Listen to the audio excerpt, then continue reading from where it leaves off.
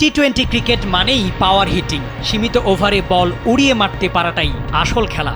আর এখানেই পিছিয়ে বাংলাদেশ। সেই ঘাটতি পূরণে এশিয়া কাপের আগে বিসিবি নিয়ে এসেছে English power hitting coach Julian উডকে। দেশের পাওয়ার হিটার হিসেবে পরিচিত জাকের আলী জানালেন কি নিয়ে কাজ করছেন কোচ।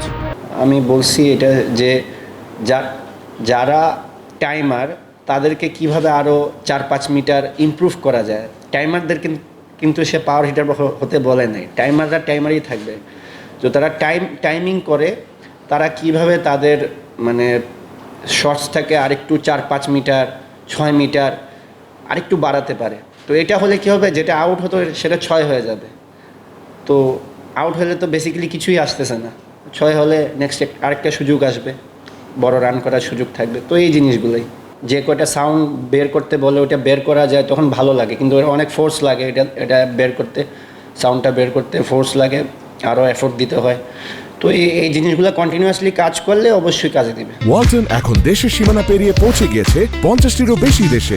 ওয়ালটন, ঘরে ঘরে বিশ্বজুড়ে। বাংলাদেশে মাত্র 28 দিনের জন্য এসেছেন উড, সাথে এনেছেন প্রো ভেলোসিটি নামে এক বিশেষ ব্যাট। সেই ব্যাটের কাজ নিয়েও কথা বলেছেন জাকের। এশিয়া কাপকে সামনে রেখে বাংলাদেশের লক্ষ্যের কথা জানতে চাওয়া হলে তিনি বলেন, অবশ্যই ইনশাল্লাহ আমরা এবার এশিয়া কাপে ইনশাল্লাহ আমরা চ্যাম্পিয়ন হওয়ার লক্ষ্যে যাচ্ছি। এটা আমি পার্সোনালি এটা আমি বলতে পারি যে আমি চ্যাম্পিয়ন হওয়ার জন্যই যাচ্ছি। আর ইনশাল্লাহ ড্রেসিং রুমে এটা সবাই বিলিভ করে, বিশেষ করে এখন আমাদের যেরকম এনভায়রনমেন্ট আছে, সবাই যেরকম এফোর্ট দিতেছে, ইনশাল্লাহ আমরা সবাই বিশ্বাস করি আমরা এবার চ্যাম্পিয়ন হওয়ার জন্যই যাব।